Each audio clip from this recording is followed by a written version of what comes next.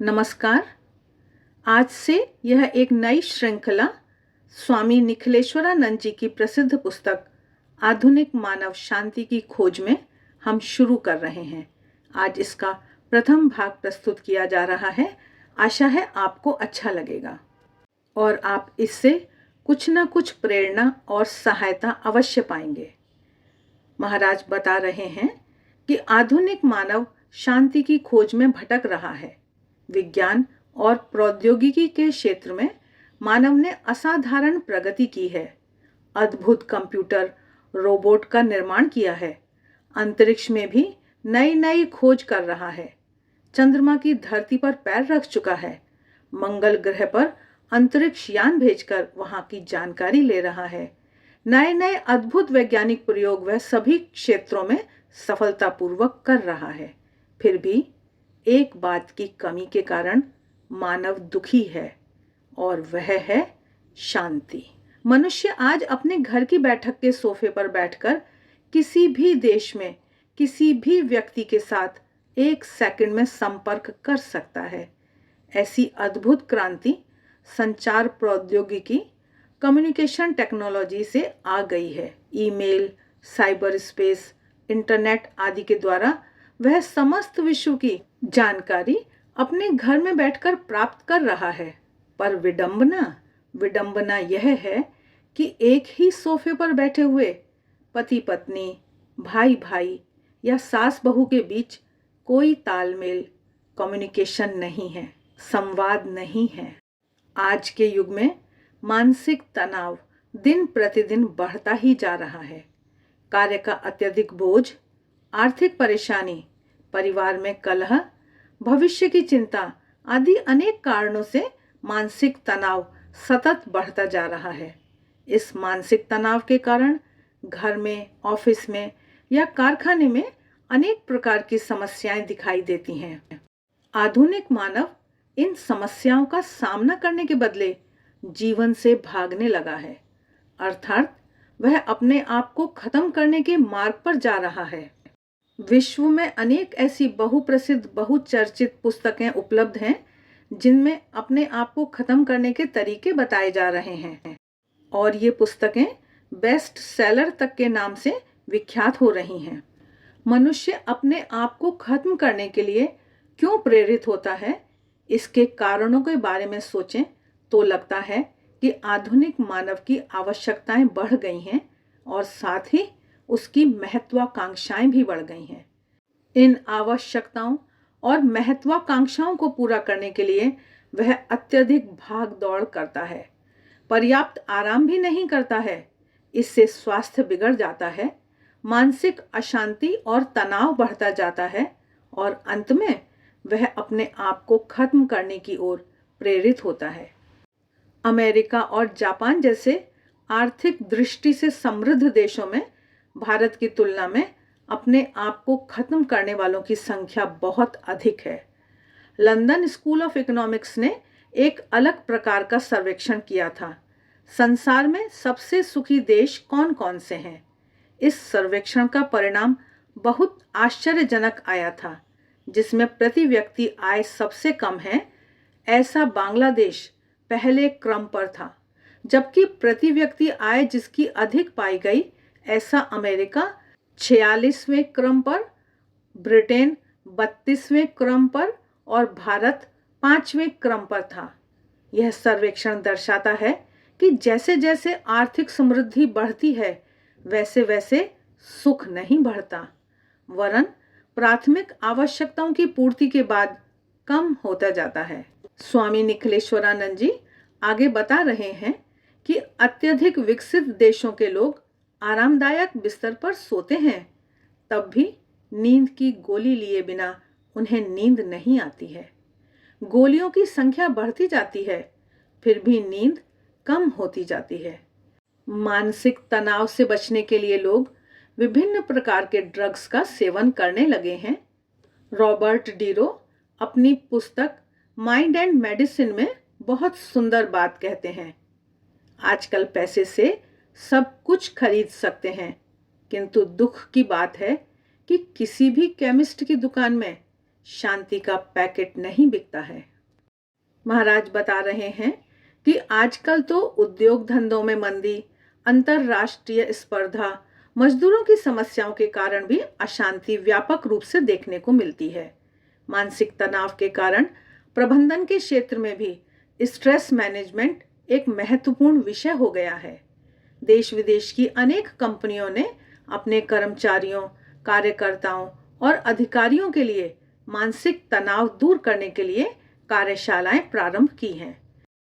Mahindra and Mahindra जैसी कितनी ही कंपनियां इसके लिए अमेरिकन मनोवैज्ञानिक एलिस एल्बर्ट द्वारा प्रतिपादित RET विधि, रेशनल इमोटिव थ्योरी का उपयोग कर रही हैं। Larsen and Toubro, DCM, HPCL, BHEL आदि अनेक बड़ी कंपनियां इसके लिए ध्यान और योग का सहारा ले रही हैं। वैश्वीकरण होने के बाद गला काट स्पर्धा के कारण मैनेजरों का मानसिक तनाव बढ़ रहा है। इंटरनेशनल सर्वे रिसर्च कॉरपोरेशन शिकागो के सर्वेक्षण के अनुसार अब अमेरिका की 40% कंपनियां स्ट्रेस मैनेजमेंट के लिए नियमित कार्यक्रमों का आयोजन कर रही हैं। एम्स्टर्डम मैनेजमेंट के कंसल्टेंट HR थीसन अनेक कंपनियों में ध्यान और योग करवा रही हैं। अपनी पुस्तक रिदम ऑफ मैनेजमेंट में उन्होंने उस विषय में विस्तृत चर्चा की है। मानसिक तनाव दूर करने के लिए ध्यान बहुत उपयोगी है। इस विषय में बहुत प्रयोग हो रहे हैं।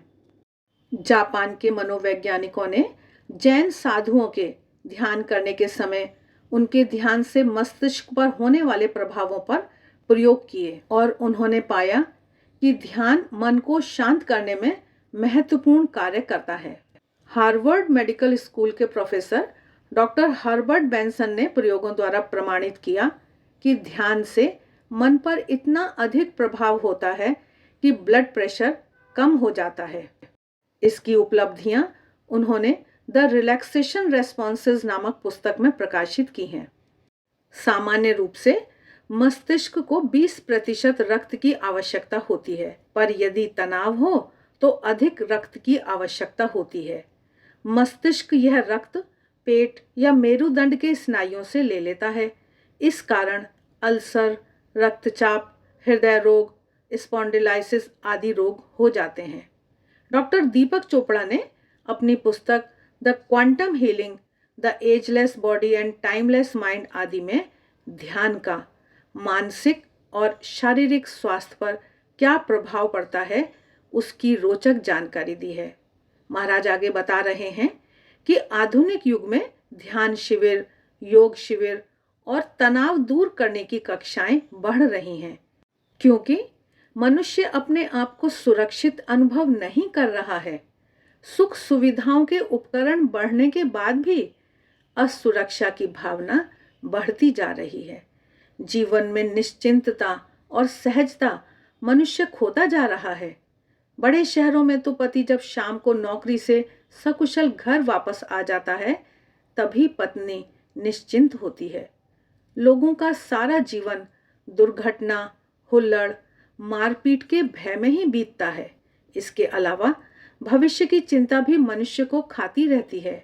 विद्यार्थियों को इच्छित विद्यालय में प्रवेश मिलेगा या नहीं, पढ़ाई समाप्त होने के बाद अच्छी नौकरी मिलेगी या नहीं, और नौकरी मिलने के बाद बनी रहेगी या नहीं, ये सभी चिंताएं सताती रहती हैं। युवकों को इच्छित साथी मिलने की चिंता, प्रौढ़ों को अपनी संतानों को व्यवस्थित करने की चिंता, वृद्धों को अपने जीवन की चिंता और असुरक्षा का अनुभव निरंतर सताता रहता है। जिनके पास पैसा है वे स्वयं को सबसे अधिक असुरक्षित अनुभव करते हैं। धन संपत्ति चले जाने की चिंता, गुंडों द्वारा अपहरण की या हत्या का भय और बेचैनी धनवान लोगों को निरंतर होती रहती है। सत्ताधीशों को भी सत्ता खोने का डर रहता है। वे इसी भय और चिंता में जीते हैं। इस प्रकार छोटे बच्चों से लेकर वृद्धों तक सभी चिंताग्रस्त दिखते हैं। स्वस्थता, स्थिरता और शांति तो शायद ही कहीं देखने को मिलती है। महाराज आगे बता रहे हैं कि पिछले दिनों अहमदाबाद में एक बैंक के दिवाला हो जाने से हजारों निवेशकों का जीवन असुरक्षित हो गया। अत्यधिक परिश्रम से पूंजी संचित की थी और यह सोचकर बैंक में ब्याज के लिए रुपए जमा किए थे कि इससे हमारी वृद्धावस्था आराम से बीत जाएगी, किंतु वे रुपए भी अब वापस नहीं मिलेंगे। इस चिंता से असंख्य लोग दुखी हो गए।